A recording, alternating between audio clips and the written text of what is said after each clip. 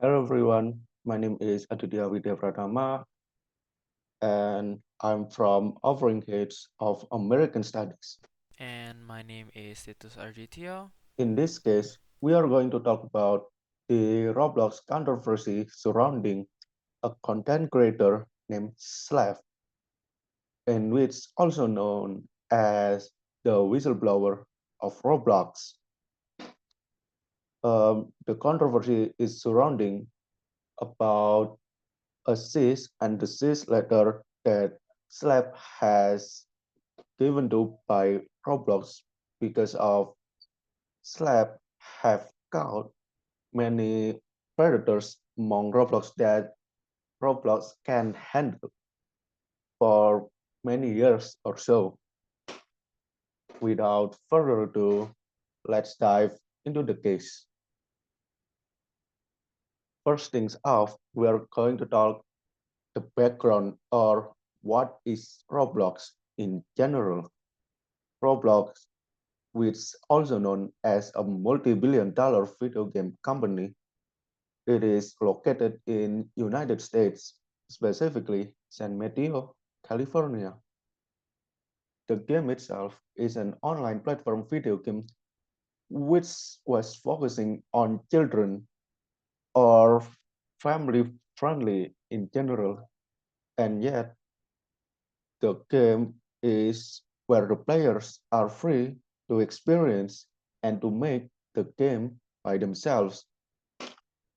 Or you can also name it as sandbox, where the players have the audacity to create or to play the games by themselves and to enjoy it. Even though Roblox is a game that is made for children, unfortunately, there are many predators among Roblox, and in recent years, Roblox is known for a place that is prone to predatory act on children games. Right now, we are going to talk about Slap or the whistleblower itself. Slap is a 22-year-old Roblox YouTuber who is known for exposing predatory on the game itself. He was exposing a problem that Roblox has failed to resolve even in the year 2020 or so. He began posting predator hunting videos that showed how offenders use Roblox to approach minors. Basically, his method where he was pretending to be a minor, and he put a decoy on voice chat in Discord, and eventually he, he captured the intended predators. He was even collaborated with a YouTuber named Gideon in his previous videos.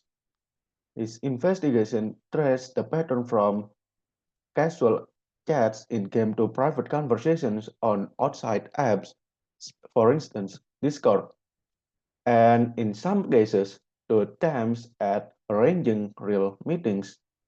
Slap also has said that his work helped law enforcement identify suspects, some of whom were later arrested. At the years at 12, a prominent game developer on Roblox contacted him for the reason is to constantly sexually assaulted him by giving pornography, graphic violence, and also engaging in deeply inappropriate conversations for 3 years long. The experience left him deeply traumatized and even led him to a suicide attempt. He has stated that this personal experience is what made him to make his current actions to catch a predator. Later on, his videos attracted Chris Hansen, who is known for a television presenter and a journalist whose reputation was built upon exposing rumors online and was hosting a program called To Catch a Predator.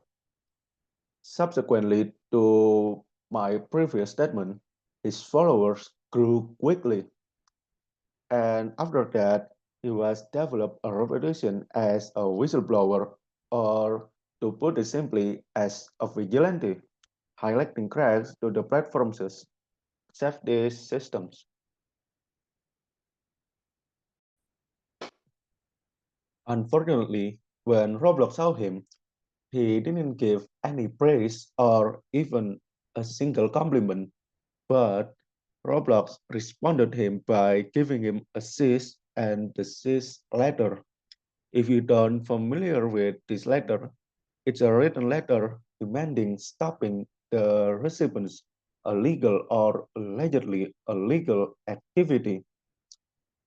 Roblox also stated that his action of being a vigilante or a whistleblower may cause first, engaging in simulated child endangerment conversation, second, sharing or soliciting personally identifiable information or PPI, and lastly, directing users to move conversation off platform. As I have been mentioning before, Slab using a method where he he made himself as a decoy, or as you may know, as pretending to be minor, and he shifted the platform from Roblox to any social media platforms such as Discord. Slap actions are regarded by Roblox as violating their terms of service and will cause harmful activities to children. Later on, Roblox permanently banned his account from his Roblox account, and he also blocked his Twitter account. This is clearly nonsensical for me at because this action is like letting predators groom children inside a game that is supposed to be child safety, to be child friendly. After the incident happened, it sparked widespread numerous backlashes over Roblox's community. Fans, fans of Slap and Roblox community started hashtag free slap and hashtag boycott Roblox movements across several social medias, in which in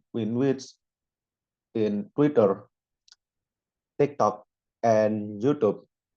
The response by the community over Slap's banning was immense, with Slap's video getting more than 4 4.6 million views, and a petition was started to remove Roblox CEO David Baszucki. Furthermore, Qatar, Iraq, and many other several countries banned Roblox due to concern of child safety and the promotion of harmful content in which are influenced by the slabs controversies. On the other hand, Roblox lost $12 billion in market cap, and for the loss on August 10, Roblox's market cap was sitting over at 90.64 billion, and by August 15, it was down to $81 billion. The stock prices continued to drop, causing the market cap to hit 79 billions as of August 20.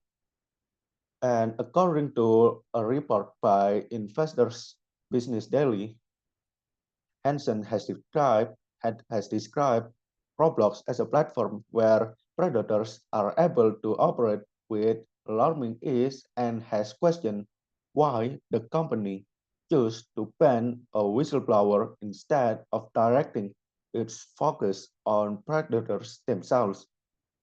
And ironically, after it causes widespread backlashes, the CEO of Roblox, David David Baszucki, was eagerly want to collaborate with Slab and trying to fix his system or to fix the system make to make children more safely.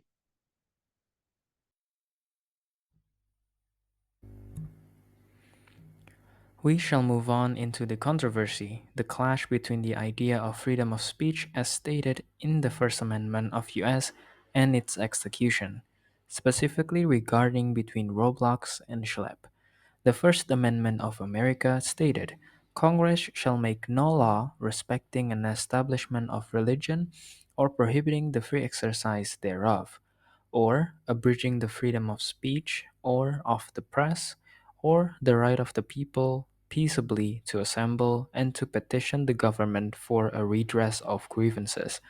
This proves that government of America prohibits any law limiting freedom with respect to religion, expression, peaceful assembly, or the right of citizen to petition the government. And in this instant, which is between Roblox and Slab, it is known that Roblox is a private company or has no ties to the government. As previously mentioned, Roblox has taken actions towards Schlep that is known as corporate censorship, and according to the First Amendment that is previously mentioned, it is a private business decision and not a constitutional violation. Therefore, it is technically legal.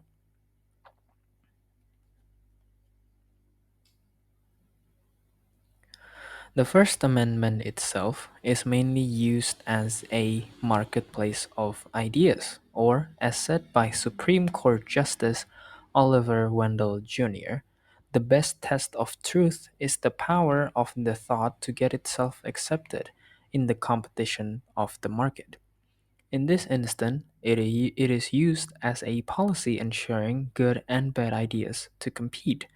In the scale of America, where democracy is its political system, it made sense to enforce the First Amendment, where it is required to have an uninhibited and wide open public debate. But in this instant, the case of Roblox and Schlep fell under the category of private matter, where Roblox itself has full control over its final decision. It uses its financial power to silence voices and limit this debate.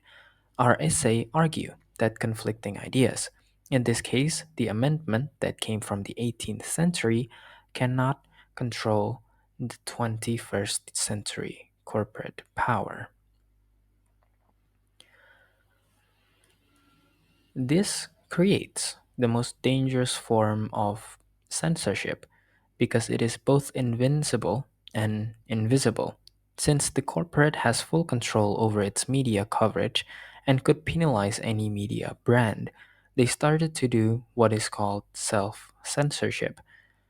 They avoid certain topics from the start. Why? To avoid any financial consequences like losing advertisers, being the platform, and so on. This could result in ideas that are controversial to be filtered way before it even reached the public, before the debate even begins. Now, I want to move on to what we think of the whole situation, our thoughts. From my point of view, the slap controversy marks how freedom of speech can prevail against corporate censorship, and even the people power can match against such a big company like Roblox. We can infer that when we are united as a people, even a big company that have power can be can also be fallen by the power of ourselves. Firstly, the American Studies critiques that the idea of free market of ideas is truly free. While this might be true, it does not resonate with what happens with this case. The usage of corporate censorship contradicts every single point in the First Amendment. Companies/corporates are using corporate censorship as a way to regulate this marketplace of ideas, limiting their freedom.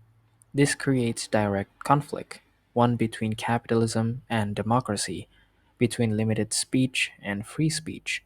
This creates what is called as private governance or corporate governance. It refers to the mechanism, processes, practices, and relations by which corporations are controlled and operated by their board of directors, managers, shareholders, and stakeholders, as stated by Shalier. Although the description of the term isn't 100% relevant, the idea of corporation based governmental like setting rules for the public discussion is. Another thing to touch on is its identity representation, especially in American studies. American studies always ask the question of who is being silenced, and we often process that America's culture and identity is very commercially safe, where there are less racial justice critiques, anti capitalist ideas, and LGBTQ topics, to say the least. Advertisers want to be safe by avoiding controversial topics, thus resulting in a more tame American image. It is only recently that these cases emerge because of how it affects in social media presence.